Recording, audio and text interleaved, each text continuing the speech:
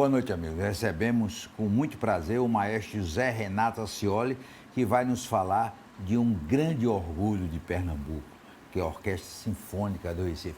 Maestro, como foi sua carreira na música? Bem, eu iniciei muito jovem, né, como a maioria dos músicos, estudando no Colégio São Bento, aqui em Olinda.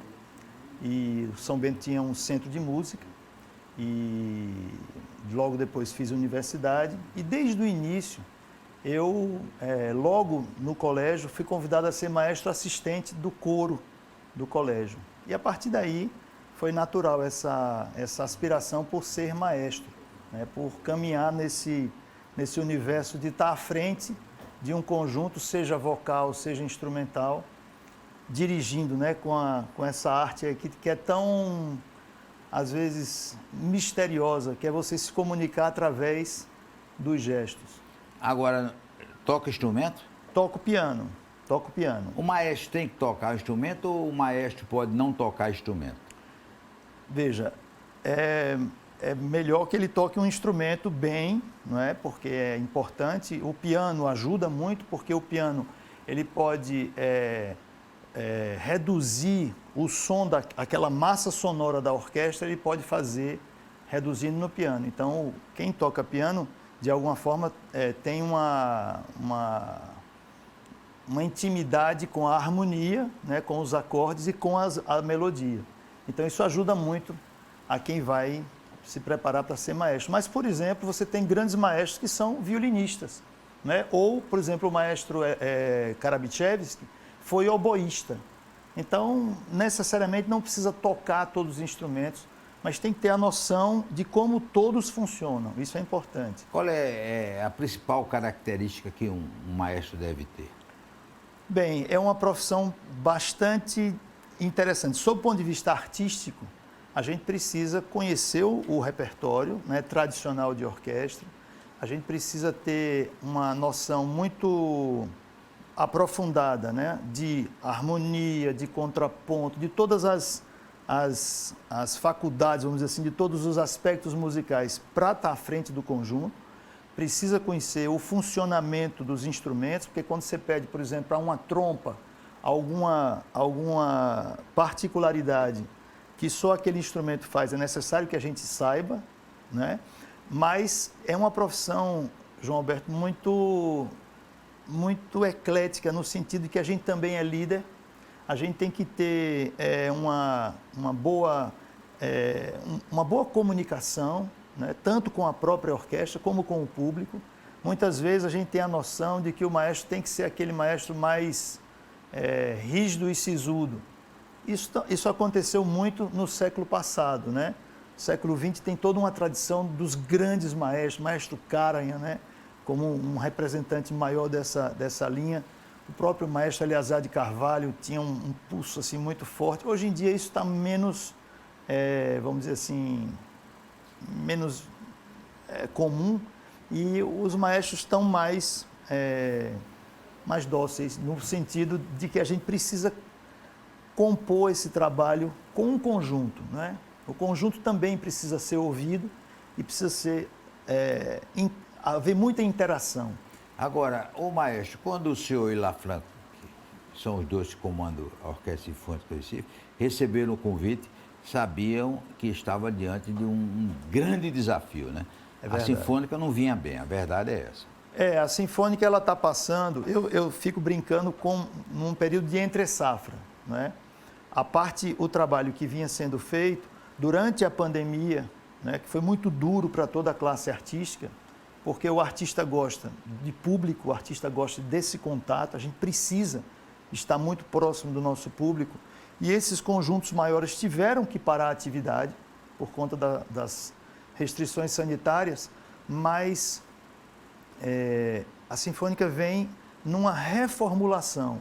A gente pegou num momento que, por exemplo, só durante a pandemia, muitos músicos se aposentaram. Então, a Sinfônica, que tinha um quadro, que precisa ter um quadro maior para fazer o seu trabalho, né? Normalmente, a Sinfônica do Recife tem entre 80 e 90 músicos. Hoje, a gente está com 45 músicos, mas muitos se aposentaram agora na pandemia. Então, a gente está num momento de reestruturação do conjunto, tanto no sentido das atividades artísticas, tanto no sentido do próprio staff, né? Do próprio número de músicos que está precisando ser reposto. Mas quando vocês aceitaram receber o convite, uma das condições foi exatamente completar o quadro de músico, não foi? Sem dúvida. A garantia de... Sem dúvida. Existe um plano de trabalho realizado, inclusive esse plano de trabalho foi acordado com a própria comissão da orquestra, que sentou inclusive com o próprio prefeito, João Campos, e apresentou as necessidades, um diagnóstico do conjunto, né, de como ele estava, de como poderia e precisaria chegar. Esse plano foi feito para os próximos 3 anos, né, até 2024, e a primeira ação concreta que a gente planejou foi a volta dos concertos semanais da orquestra. E isso é uma coisa bastante importante, João Alberto, porque para o grande público, a orquestra, ao fazer concertos semanais, ela não faz só o concerto semanal. Ela faz um repertório de 1h15, por exemplo, a cada semana. Isso é um esforço e uma característica de um conjunto profissional como esse. Imagine a cada semana um repertório de música de 1h15, onde você tem 5 ensaios. 5 ensaios. Às vezes 4 ensaios. Então o músico tem que estar preparado e o conjunto tem que estar como um atleta, preparado inclusive fisicamente, para vencer aquele esforço que é estar ensaiando 3 horas a cada dia e realizando um repertório de 1h30, 1h15 a cada semana. Para a Orquestra Sinfônica, o Conservatório Pernambucano de Música é importantíssimo, né? Sem dúvida. São inclusive... É a formação, né? Exatamente. Inclusive são instituições irmãs, porque o conservatório foi fundado no mesmo ano que a Sinfônica, 1930. Então, eles... É a Orquestra Sinfônica em atividade mais antiga do Brasil, né, maestro? Sem dúvida. É a Orquestra Sinfônica. A gente tem sempre Pernambuco tem tudo em linha reta maior, né? Modesto, né? Pernambucano. Exatamente. É modesto, né? A gente tem a orquestra mais antiga em funcionamento do Brasil. Isso é um orgulho para a gente. As sinfônicas já passaram aqui por Recife, nesses 91 anos, 92 vai fazer agora em julho, os melhores e grandes artistas do mundo. Até porque Pernambuco era a rota quando os aviões não tinham autonomia de voo, eles paravam em Pernambuco e a gente recebeu os grandes artistas, passaram e tocavam na Sinfônica, lá no Santa Isabel. O senhor, antes dessa atividade, já teve uma participação na Sinfônica, não foi? Eu regi algumas vezes a Sinfônica do Recife como maestro convidado, mas nunca trabalhei oficialmente como maestro no sentido da direção do trabalho. E como é a escolha do repertório? João Alberto, isso é uma coisa, eu estava até brincando essa semana, porque a gente tem que fazer de A a Z, né? A gente tem que fazer, claro, o repertório tradicional de uma sinfônica, né? A gente está planejando, sim, a cada semana as grandes sinfonias, os grandes concertos com solistas convidados, mas a gente também tem que se preocupar com um outro lado, que é dialogar com vamos dizer assim, outros segmentos estéticos, como, por exemplo, a própria nossa música popular. Então, o interesse que a gente tem, e já foi muito discutido com o próprio secretário Ricardo Melo, com o próprio prefeito a gente falou isso, que é o seguinte, a gente faz o tradicional, mas a gente quer dialogar também, por exemplo, quem sabe fazer um concerto no Marco Zero, com Silvério Pessoa, com Alceu Valença, com Geraldo Azevedo, Elba Ramalho, Spock. A gente fazer diálogo com a música popular também. Com brega também? Quem sabe com brega? Veja, nada é impossível. A sinfônica e um brega, já pensou o choque? Nada é impossível. O que eu acho que é muito importante é a gente ter a noção de que nós precisamos entrar no universo da população como um todo, para que a população tenha a Sinfônica como uma parceira, como um conjunto que pertence a Recife, como um conjunto que é importante para a vida da cidade, como um conjunto que, eu me lembro quando criança, eu fui muitas vezes na Jaqueira, eu fui muitas vezes no Parque 13 de Maio, escutar a Sinfônica do Recife. E isso era um momento assim maravilhoso, um domingo você ir escutando música sinfônica, mas também escutando esse diálogo da música sinfônica com a música mais popular. O solista é uma peça importante no concerto? Sim. Tem um Antônio Menezes, que é paraibano, que é famosíssimo mundialmente, sim, né? sim. Antônio Menezes. Né? Não, é pernambucano. É pernambucano? Pernambucano, é. Antônio Menezes, sim, é muito importante. Veja, essa outra vertente de diálogo entre os grandes artistas solistas e o conjunto sinfônico é muito importante.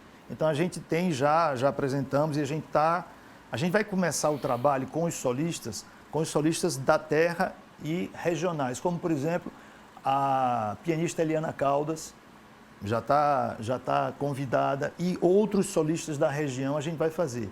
Mas nossa intenção é preparar o conjunto para receber também esses grandes solistas. Por quê? Porque quando eles vêm, não é só o solista que vem, é a bagagem que ele traz e ele pode e deve, na nossa visão, fazer, por exemplo, faz o concerto, mas por que não aulas com os jovens das escolas de música para trocar as experiências e para, de alguma forma, deixar alguma coisa da sua experiência. Quantas vagas tem na Sinfônica? Oficialmente são 94 vagas. É muito. É muito. A gente acha que é muito. Hoje nós temos o staff da Sinfônica, o conjunto tem 45 músicos. Então, veja, há uma defasagem do ideal para o que existe. E é por isso que a gente está, como uma segunda ação que a gente está buscando, fazer concurso. A princípio, vai ser um concurso simplificado, para que a gente tenha agilidade em repor esse quadro, mas logo, para esse ano ainda, a gente está buscando realizar o concurso para efetivo. Que aí a gente vai repondo esses quadros e o projeto é até 2024, esse staff. Não, eu acho que a gente não chega a 90, porque o Teatro de Santa Isabel nem comporta no seu palco 90 músicos. Mas o ideal é chegar a 75, 80 músicos. Quem é melhor músico, homem ou mulher? Não tem, isso não tem. Não? Não. Ou está em cima do muro? Não, estou em cima do muro, não. Eu acho que a gente tem uma dívida, talvez, com as mulheres, no sentido de que a gente não encontra tantas maestrinas. Mas isso é talvez a própria cultura que vem no mundo inteiro, da liderança, de estar à frente. Tem até um filme, né? Tem um filme lindo, eu vi esse filme, muito bonito, inclusive. A Maestrina. A Maestrina, é belíssimo filme. E assim, eu acho que não há diferença entre a posição de liderança de um homem e de uma mulher. Na tradição das orquestras sinfônicas, é bem verdade que a gente vê muito mais homens, majoritariamente homens, e dificilmente você vê uma maestrina que se destacou e tal. Mas eu acho que isso é de uma cultura um pouco atrasada. Depois do intervalo, nós vamos continuar conversando com o maestro José Renato Acioli sobre a Orquestra Sinfônica do Recife.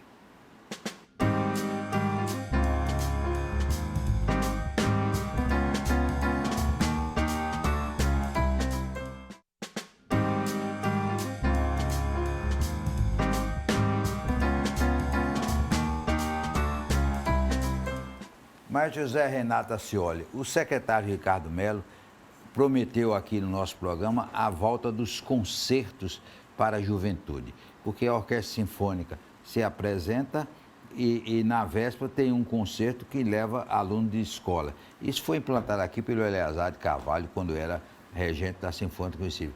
Vão voltar esses concertos para os jovens? Com toda a força, vão voltar com toda a força. Essa vertente educacional de uma sinfônica, ela precisa ser muito estabelecida de uma forma bem que ela traga realmente o jovem a ter contato com esse universo sinfônico. É muito interessante dizer que, na nossa visão, não é apenas trazer o jovem para o teatro, é que, inclusive, a gente tem já um diálogo com o secretário de Educação, Fred Amâncio, muito querido, e a ideia é, antes de convidar o jovem, que a gente sensibilize o jovem na escola. não é simplesmente pegar o menino, botar dentro do ônibus e levar para a Sinfônica.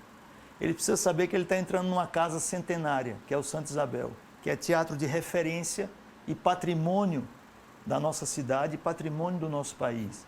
Ele precisa saber o que ele vai encontrar e ele precisa estar sensibilizado do seu ponto de vista do som. Qual é o som de um oboé? Como é o som de um fagote, de uma tropa? Como é que ele se organiza dentro do palco? Para que ele chegue ali, e a gente aí vai, claro, reforçar todas essas sonoridades no universo da criança, mas ele precisa saber o que ele vai encontrar. Então, a nossa ideia, João Alberto, é trazer, levar a Sinfônica primeiro, no sentido de que ele vai ser sensibilizado na própria escola, e quando esse jovem chegar ao teatro Santa Isabel e entrar, ele já vai ter a noção do que ele está fazendo ali, e aí a gente vai poder fazer uma sensibilização muito mais profunda do que se ele simplesmente chegasse ao teatro. Olha, a batuta que o maestro faz, mostrando assim, não é uma munganga não, é para valer ou é uma munganga? Pode ser uma munganga, mas é para valer. É para valer. No início da nossa conversa, eu comentei sobre essa arte que a gente tem de não falar e de se comunicar através do gesto. Perdão. A batuta, ela é uma extensão, seria uma extensão do braço. Lá atrás, ela era um bastão, como usam os maestros de banda, não é? E conta a lenda que Lully, que foi um maestro francês, que estava bateu no pé, gangrenou e ele morreu. Isso acho que é até um folclore. Mas a batuta tem uma função, a função de prolongar o braço, tá certo? E, como muitas vezes a distância entre o maestro e o último músico, às vezes são 20 metros, então a batuta de alguma forma ela deixa uma comunicação mais precisa, no sentido do gestual ser, porque tem uma coisa muito interessante, João Alberto, a sonoridade que eu escuto aqui não é a sonoridade que o último músico escuta no fim do palco. Então, muitas vezes ele precisa do gesto de forma muito clara, porque ele não está ouvindo a sonoridade geral da orquestra. Isso é interessante, né? E qual é o instrumento mais importante numa sinfônica? Claro que todos são importantes, mas o fundamental para uma boa performance de uma sinfônica, quais são os instrumentos? Veja, o que caracteriza uma orquestra sinfônica são os instrumentos de cordas. Por quê? Se a gente tira os instrumentos de cordas, nós temos uma banda, né? Instrumentos de sopros com percussão. Então, o que caracteriza uma orquestra sinfônica são os instrumentos de cordas. E a gente precisa ter a noção que um conjunto de instrumentos, que são os primeiros violinos, são os violinos que tocam as notas mais agudas, eles têm que ter equilíbrio com o resto do conjunto. Então, por exemplo, eu não posso ter 2 violinos, primeiros violinos, e dialogar com toda a massa sonora do resto do conjunto. Em geral, nós temos de 14 a 16 primeiros violinos, para que eles possam conduzir toda a massa sonora. Como todo pernambucano, maestro, o senhor é apaixonado pela Orquestra Criança Cidadã? Sim, sou apaixonado pela Criança Cidadã. Inclusive, atualmente, eu sou maestro titular da Criança Cidadã também. Eu trabalho lá. E vai ter músicos de lá que podem ir para a Sinfônica? Sim. Tem gente até no exterior, né? Tem. A Sinfônica do Recife, ela cumpre um papel extremamente importante no mercado de trabalho da música sinfônica. Eu não digo da música sinfônica de Recife, eu digo da música sinfônica regional e mesmo brasileira. Por quê? A gente tem escolas excelentes em Pernambuco e em Recife. A gente tem o Conservatório Pernambucano de Música, a Universidade Federal de Pernambuco, o SEMO aqui em Olinda. Nós temos os projetos sociais que a Criança Cidadã, na minha visão, representa a escola mais exitosa nesse sentido, em termos de projeto social, e esses jovens estão se preparando para trabalhar. Né? Falar em maestro, Esse maestro forró, ele é um maestro? Sim, veja, forró... Agora ele faz munganga muito. Né? Veja... Mas faz um trabalho social fantástico, você falou. Ele é um grande músico, ele faz um trabalho muito importante. É claro que ele tem um estilo próprio, não é? O Maestro Forró, quando faz o conjunto dele, eu conheço o trabalho do Maestro Forró lá na Bomba do Emetério, né? E ele faz um trabalho muito bonito. Agora, em termos gestuais, ele tem uma forma de se comunicar muito particular. Certamente, se ele fosse reger uma sinfônica, da forma que ele se comunica, ele teria que adaptar um pouco o trabalho dele. Seria um impacto, já pensou, a orquestra sinfônica regida pelo Maestro Forró? Seria. Ô, Maestro, agora vamos saber das suas paixões. Quais são os principais compositores que o senhor mais gosta? É Bach, é Schumann, qual é o principal? Veja, eu gosto muito de Bach.